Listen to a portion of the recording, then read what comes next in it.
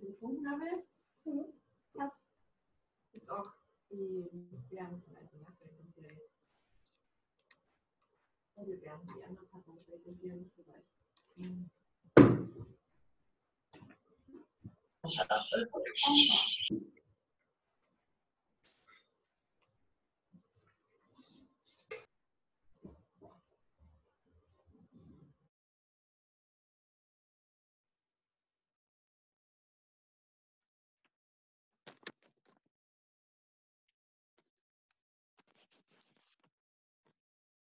Okay, hello everyone, good evening. Mr. Hashem will start in a moment. Just waiting to see if another couple of people want to join.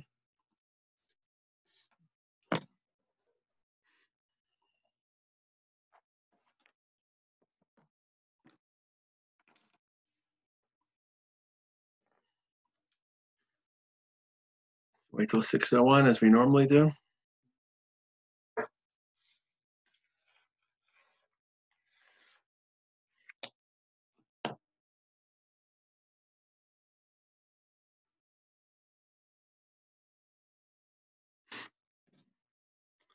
Okay, good evening everyone. It's the Rosh Chodesh, or it's the tail end of Rosh Chodesh, depending on where you're listening to this, and March 26th. And stay to reaffirm our being chosen. It's hard to feel chosen when you're just a number, and the numbers are mounting. And this isn't a Jewish experience. I mentioned this a little bit earlier. My one of the videos I put out, that when the Jews suffer, as horrifying as it is, we know that we represent Hashem in this world, and that we sometimes have to absorb hostility because we challenge the world morally, and we challenge the world theologically. And we feel a strong sense of being chosen, and part of that chosenness is Ger Yezer Acha Be'eretz Lo Lahem. When we're just suffering a joint pandemic that is afflicting every country in the world, Jew, non-Jew, it's harder to feel that sense of Bechira. I talked about this earlier this week. How do you even daven? Our davening is so universal and so global, but our language of davening is much more national, and and the Kali Dever, V'chara V'ra, V'shvir Mashchet, B'nei V'risecha. I spoke about this earlier in the week, but certainly is, don't forget that today's Rosh Chodesh Nisan. It's the day in which our bris with HaKadosh Baruch Hu began. It's the day in which we have our own counting scheme, our own historical timeline, the Rosh Hashanah of history.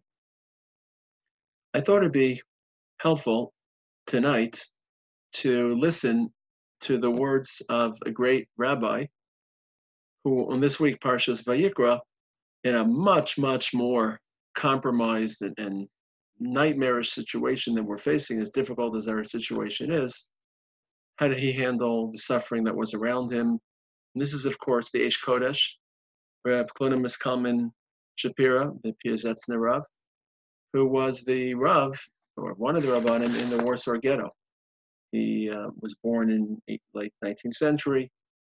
He was caught in the Warsaw Ghetto. He had many opportunities to escape. He didn't. He stayed with the people. He tried to participate and to continue leading his Hasidim. Very involved, interestingly enough, in keeping the mikveh open. It's something that we've thought about a lot as communities. How do we keep mikvahs running during a time in which even our breath and our contact creates such contagion? Bris milah, so many of the interesting aspects that were difficult in the ghetto are chas v'shalom, no way to compare the two, but just reminding ourselves to get a little proportion on what our situation is like in 2020 as opposed to what Jews had to face in 1940. He was there in the ghetto from 1939 to around 1942. He was murdered in April 1943 in one of the German actions. Very, very well-known sefer. So since he has a piece on Parshas Vayikra, he doesn't have a piece on every single parsha. Figured climb back into where he was, what he spoke about, try to make sense of it. What can we take? What can't we take? How do we process this? With the controlling question always being, how can we find HaKadosh Baruch Hu during a Tzara? That's really, if you had to ask me to really reduce it, how can we relate to HaKadosh Baruch Hu when it seems like the world is random, angry, hateful? What does this mean? Because ultimately our relationship with HaKadosh Baruch Hu is far more important than any fate that can afflict a human being. So there are two issues that he spoke of. I'm really selecting out a fairly long piece from Parshas Vayikra. Parshas Vayikra begins with HaKadosh Baruch Hu speaking to Moshe, hence the name Vayikra, to Sefer Vayikra. So why, if HaKadosh Baruch Hu is involved in this ongoing conversation with Moshe, we would expect the typical Vayidaber Hashem el Moshe Lemar to start the proceedings. So yet the proceedings begin with Vayikra el Moshe Vayidaber Elav Me'ol Moed Lemor. So the Medrash says that HaKadosh Baruch Hu calls to Moshe Milashon Chiba.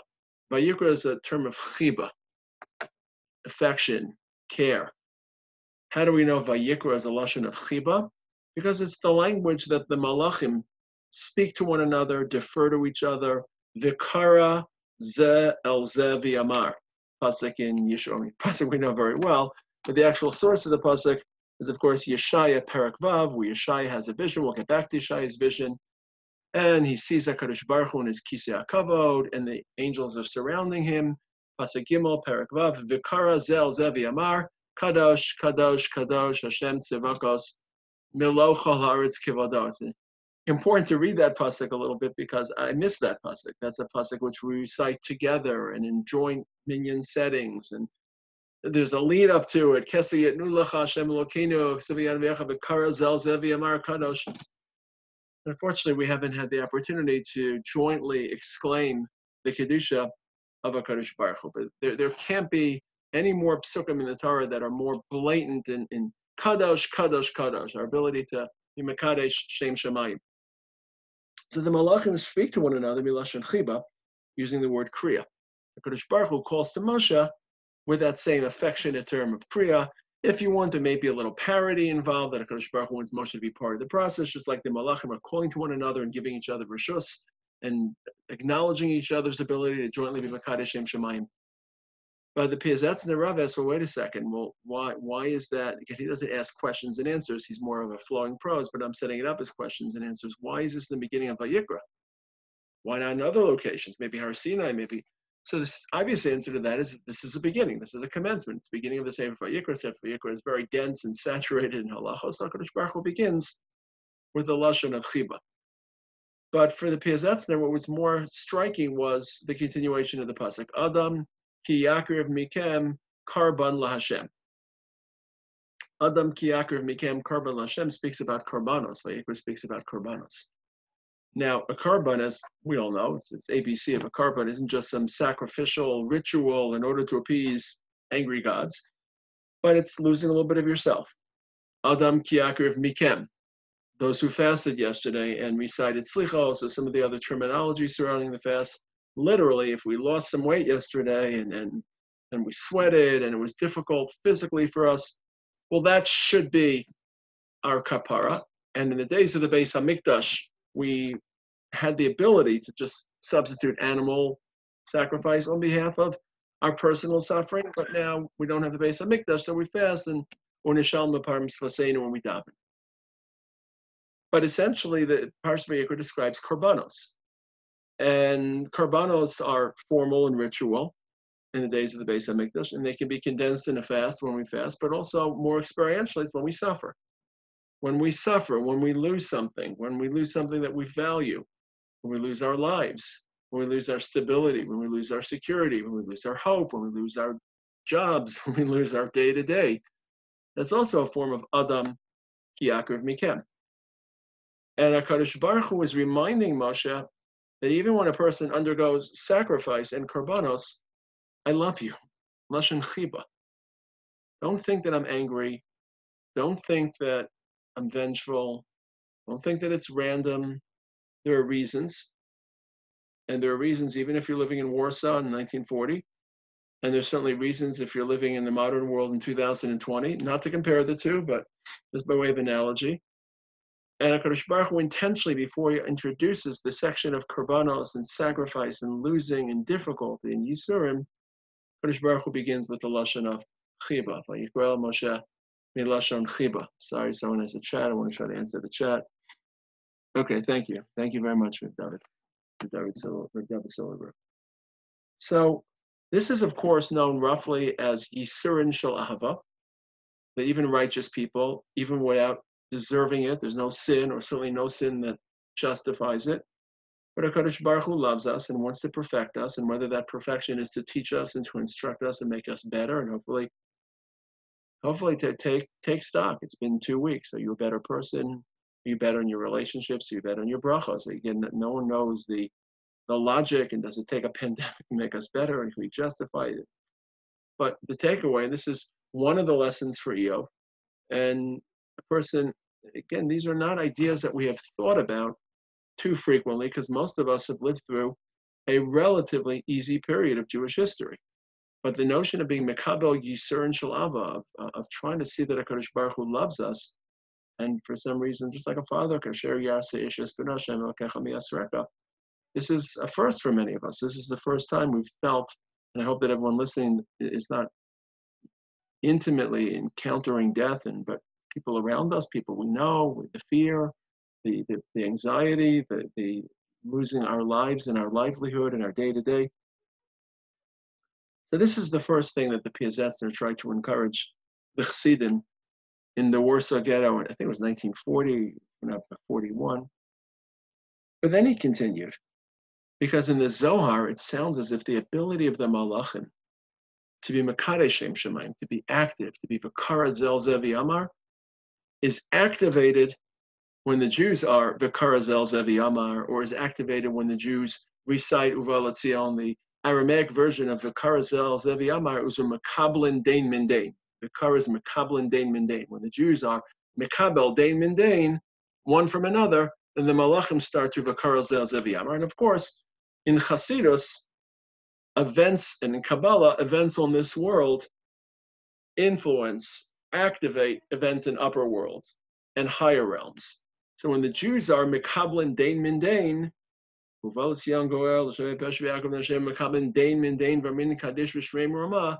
then according to the Zohar, which he quotes, that enables the Malachim to be Vayikra Zel Zevi Amar. So how are Jews Mekabel, how are Jews Mekabelin Dain Min Dain? How does this work? He talks about, of course, the obvious, we give tzedakah to one another, chesed, starting in an earlier stage of the Holocaust. I think he's talking about when Jews hear about the plight of other Jews and their hearts are broken and they feel for them. I think some of the more nightmarish scenes had yet to occur, just reading timeline of when he writes this and what he's writing about. And of course, everything I say today about Jews is very uniquely hot-wired to the Jewish role in Kabbalah. And of course, Kabbalah, and particularly Hasidus, doesn't really think about the general population. But certainly, absent of the Kabbalistic impact, certainly when we hear about people suffering and we hear about people dying and we cry and we fear and we mourn for them, and I said yesterday, we take those moments of silence where we just absorb and suffer the trauma, and certainly we feel more deeply for people that we're more connected with, which are our immediate surroundings and our people. Then we're creating a Dain Min Dain interaction that then allows the Malachim. So this is something he took his Chassidim to a different place. There's not much you can do. You can't really escape the ghetto. You're locked in the ghetto. You can't actively respond to this threat. What you can do is you can feel the sympathy and you can have your heart broken. You can try to perform chesed. He was very involved in some of the chesed organizations that were still heroically trying to keep the Jewish population of the ghetto intact and functioning. That was his second point. Yisur and Shalahava. Kadosh Baruch Hu is not angry. He's not vengeful. He's not full of bloodlust.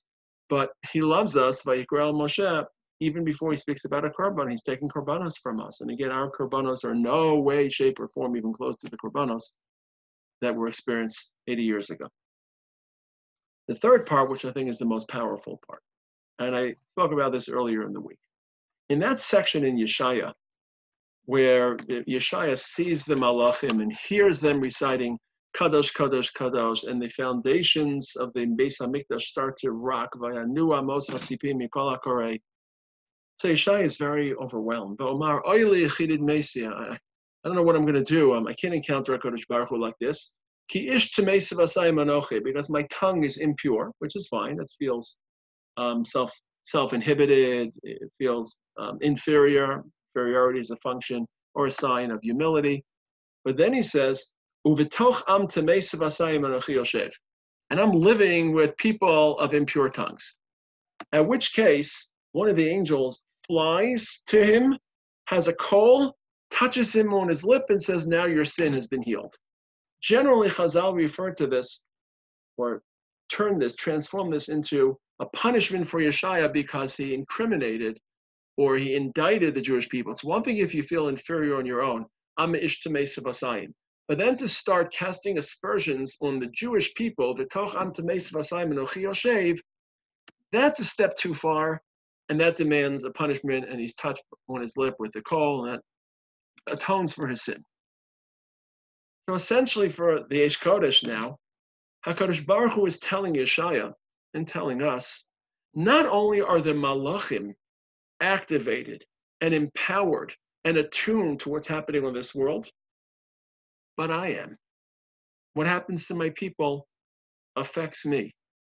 And if you're indicting my people, then you're not realizing how painful it is to me. So I'm calling Moshe because I don't dislike the Jewish people. I'm not angry at them. I have reasons. I love them. I care for them. And you missed the point. You didn't get the memo. When you heard the Malachim, the Karazel Zevi Amar Yeshaya, you should have realized that their Kriya is really a function of the Jewish people's Kriya. And not only is the Malachim's Kriya a function of the Jewish people's Kriya, but I feel they're suffering. And the Piasetzna quoted a Medrash at the Sneh.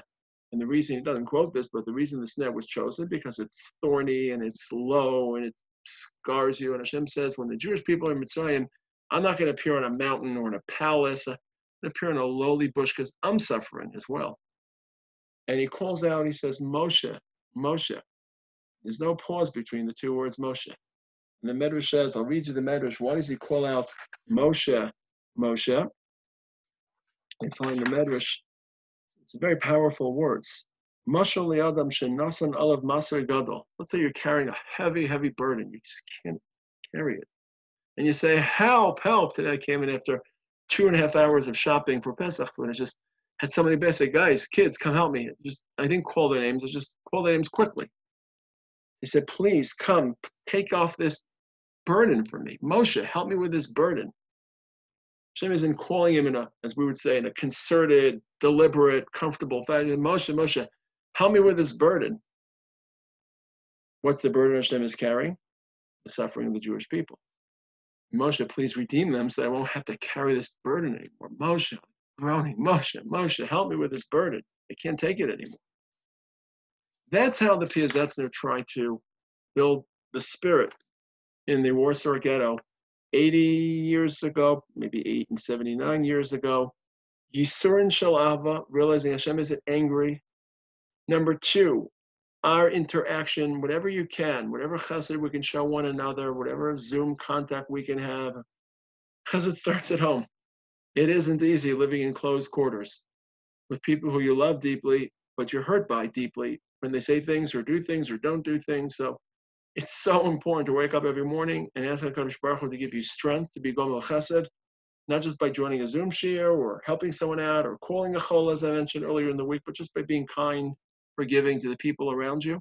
And that will activate upper worlds. And of course, it's clear that this isn't a pandemic we're just going to solve medically, or certainly our ability to solve it is because the worlds will align and because supernatural forces that are off will help us overcome this. And third of all, the Piasetzna said, HaKadosh Baruch Hu is suffering. And I've told you so often this week, daven for the Shechina. Don't just daven for the sick people, but how will human beings continue to see HaKadosh Baruch Hu's presence in this world after such death and misery? And so many people will lose faith in God, chas v'shalom, and so many people will have crisis of faith and will not be able to recover and won't see the Shechina. Does that bother you? Does it only bother you your own hide and your own security, or does it bother you Malchus Hashem in this world? I just want to add something that Piasetzna said, not this week, Parshas Vayikra, but in a different place. And it's just something which I'm thinking about. And he says that when Jews daven to HaKadosh Baruch Hu, there's so much that's audible, and the voice, and Akol Kol Yaakov, Hayadayim De'esav. And for us, we're such an auditory religion. And he's sad, and he says, but now, he says, we can't daven with a minyan, and because we're so busy running to work detail, and we can't even daven out loud, because if we're caught davening out loud, we'll be punished, we'll be beaten, we'll be maybe even executed. He says, just try to find that inner shriek, that inner voice. So we haven't had the joint shrieks and the joint calling because we've been herded into our homes. But when you daven, let your voice emerge. So much of davening is connecting to HaKadosh Baruch Hu, and that voice, your auditory tone connects you. You feel like you're speaking. Again, depending where you are, your davening shouldn't be loud at the expense of other people. Again, we're living in tight quarters. Be mindful of your space and be mindful of people's space. But try to find a time and a place to daven where you can scream, where you can cry, where you can sing as we did today, where you can talk to HaKadosh Baruch Hu, where you can feel your heart flutter. Because they didn't have that in the ghetto. They had to imagine it. So we don't have the minyanim we'd like, or we at least have the voice we'd like, and they didn't even have that voice. I was thinking about a different ghetto, not the Warsaw ghetto, but the Kovna ghetto in Poland, a little bit, actually Ukraine, a little bit more easterly, where Rav Oshry was the Rav, the young Rav, and a lot of questions were posed to him, and he wrote a sefer called Shelos V'Tshuvos Min HaMa'amakim about life in the ghetto. One of the questions they asked was, well, we come back from work detail on Shabbos, we come back, of course, we miss davening, we miss Muslim Shachris, should we read from the Torah? So he paskins, it's a long piece, and he paskins, this is the first tshuva of Chelek Dalet. The first tshuva of Chelek Dalet, he says that during the summer, they would get back 6, 7 o'clock, it'd still be light outside from their work. He said you should read the Parsha at Mincha. During the winter, it's too short, and you can't really read the Parsha, but at least you should try to read the Parsha to yourself during lunch on the work detail when you can. There was a person named Reb Shimon of Klois, from the area of the tradesmen, that he would gather everyone on Rehov Yanova in Kovna. So everyone would gather on this street in Kovna called Janova Street, and he would read from his little Tanakh that he still had quietly while they were eating. While they were eating, they were sitting on this, I guess they were working in the ghetto rather than at a work detail. So we try to be mizaka people to read from the Parsha. So again, we miss Kriyas Torah, and but at least our private reading is still available to us. We have to fear, like this Reb Shimon had to fear reading.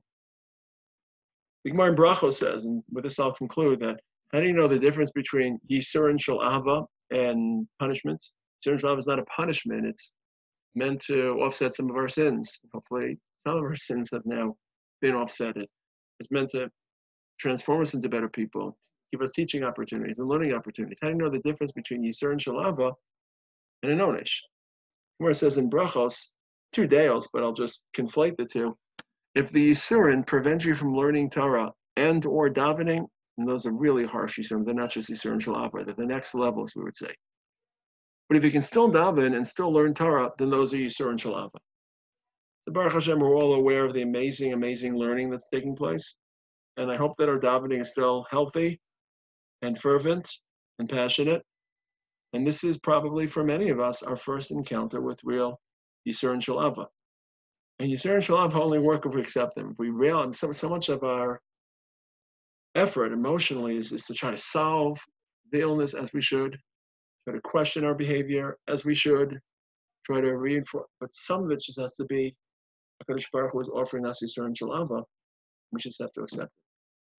Okay, so Mitzvah Hashem, tomorrow we'll have this shia around 4:30. I'll put a link on my Facebook and I'll put it in various chat groups. Not sure when it will be, but since it's Erev Shabbos, I don't want to be, obviously it can't be 6 o'clock. And I'll try to think again, as I've had in the past, of something related a little bit to Shabbos, so we can differentiate between Shabbos and the other days of the week that feel very similar to Shabbos. Have a good and healthy evening, everyone.